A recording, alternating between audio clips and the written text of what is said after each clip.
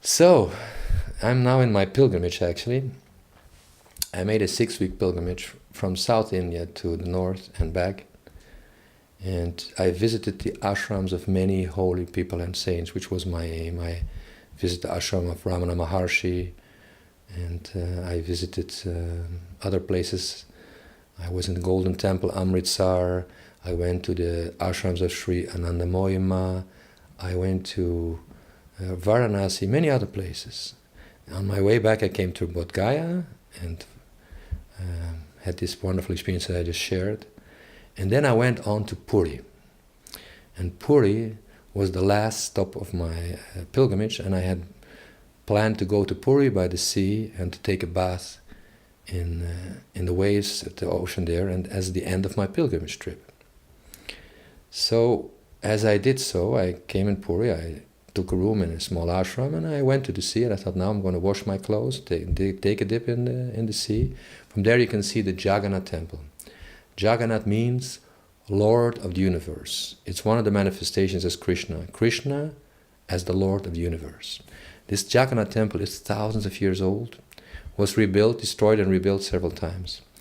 And the previous version of Jagannath temple, 2,000 years ago, was visited by Jesus Christ. You can read in the book by Yogananda, The Second Coming of Christ, about his visit to Puri. It's an incredible place. And unfortunately, Westerners cannot go into the temple, but from the sea, I could see the Jagannath temple. And I took a dip, and I swam in the sea, and I went to take my clothes. Immediately, a song came on my lips, it started chanting through me, and I took my phone to catch it. This is how I take some of the songs from my albums. They just come like gifts, divine gifts. This was the end of my pilgrimage. This song came. And I went back to the ashram, and in the evening I went for another stroll by the seaside, and now comes a very strange story. While I'm walking by the seaside, I see something in the waves which was washed ashore. So I went to see it, and it was a piece of wood. And when I turned around the piece of wood, I saw actually it was a piece of an altar. There were 3 deities. Now, when you know Jagannath temple, there are 3 deities there. One is Krishna, Balaram, his brother, and third one, I think, his sister. And these 3 deities, they're the most holy thing in India. In the summer, 10 million people that's carried in the procession. 10 million people come to Puri for this procession in 110 degrees and high humidity. It's the devotion for this is incredible in India. So people have these little statues for their altar, and you can buy them there as like souvenir. They give you a Jagannath, they call it. Jagannath is like 3 little deities. And what I found in the sea was a homemade from wood, from somebody, from some Indian people, a Jagannath. There's 3 figures, and a piece of wood maybe 10 inches wide, and quite a bit of weight to it. It was soaked in water, and the paint had partly come up from the sea. Now what I didn't know at the time is that people in India, when a deity is broken, you can't use it for worship, they throw it in the sea. This is what they do. Or in the Ganges. So anyway, I found this Jagannath, I carried it, I took it, there was some, from a turtle, an old shield there on the beach, and I put it on this dead turtle shield, and I look at it and I start wondering, shall I take this Jagannath home? Why I find this thing? What's about this? This is very interesting. It's very spectacular actually, maybe I should take this home. And I was thinking for a few minutes, and in the end I decided, it's dirty, it's wet, it needs to be renovated, God knows, it's too much trouble to take it, and I decided to leave it. So I started walking from the beach toward the back of the beach, away from the sea, and about maybe 100 yards away, there was a fisherman fixing his nets. And when I came closer, he looked at me and he said, "You found a Jagannath, huh?" And I was like shock frozen. How does this man see this? He's very far away. And how will you know that this is a Jagannath? I said, "Yes, I did." I said, "I was wondering if I should take it." He said, "It's very auspicious when you find Jagannath." I said, "Do you think I should take it?" "Yes, you should take it." And this was still in my mind, this question, should I take it or should I not take it? I was in doubt. And when this man told me, I decided to walk back. I took this Jagannath and carried it. It was a bit wet and this and that. And I walked by this man. And I walked another 100 meters just where to exit the beach to go to the ashram.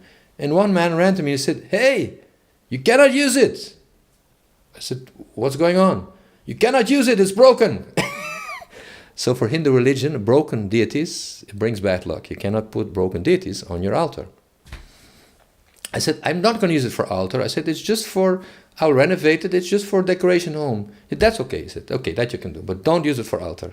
Okay, I decided to accept. So I walk with my newly acquired deity from the sea, a gift by God. I walk to the ashram, and I had met before a man from California, a friend who I had met a long time, years before, in the spiritual path, and they'd invited me to their home. They were living there for a while. So while I walked by their home, I had a plastic bag, and I put this deity with the plastic bag there under the stairs. I thought I will ask them later if we can renovate it, and if they know anybody who could paint this and renovate for me. I went on to the ashram, take a shower, and 1 hour later came back, and alas, no more bag, no more deity. And I was shocked, and I went inside. I said to them, hey, I left my deity here. Do you know what happened to it? They said, yeah, we found it. And in India, the broken deities go to the sea. So one of our Indian friends, he decided to take it to the sea. So my deity was gone again. And this is not the end of the story. I started thinking, look, when you're not clear, when you're not committed, when God gives you something, it's taken away from you again. You must be clear. You must be committed. You must be dedicated. When God gives you something, you must respect it, acknowledge it, and take good care of it so you can keep it in your life. I thought maybe this is my lesson. I wasn't sure, but everything happening like that, of course, is not a coincidence.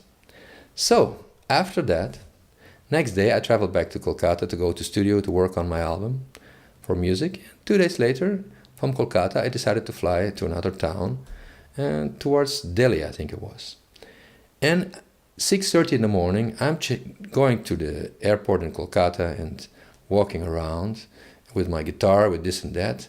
And all of a sudden, somebody called me out. He said, hey, what happened with your Jagannath? Now, this is 3 days later. I'm 700 kilometers away in another town.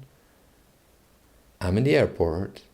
And the same man who had told me before that I cannot use the Jagannath as a deity of our altar, he was there. He recognized me and he called me out. What happened to your Jagannath?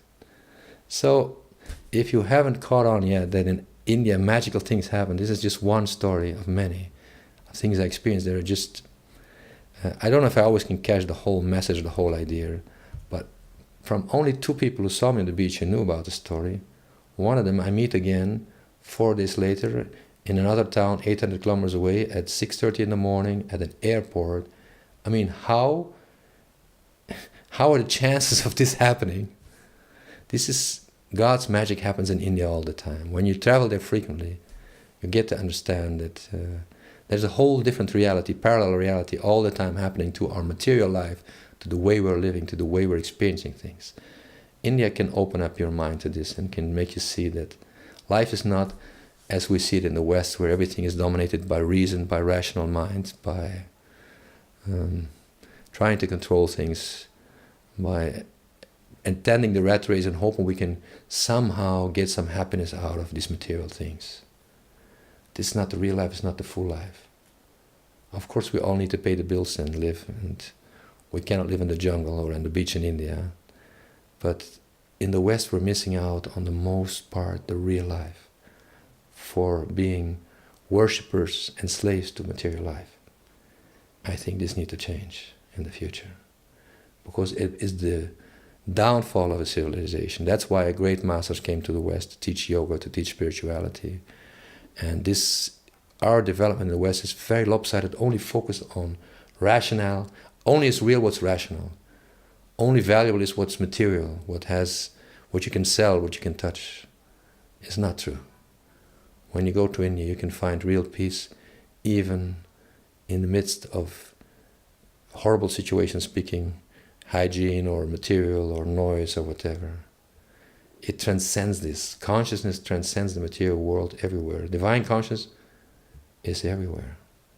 And part of our journey on earth is to learn how to merge with this consciousness, even when the going gets rough, When the situations like in India, they're not always very pleasant, hygienically speaking, heat, noise, pollution, it's not easy sometimes. When you go to India, you have to be prepared for that. But when you have the notion, understanding of the other world and the other part which you're leaving there, you're okay to deal with it. You can somehow manage to deal with the craziness of India.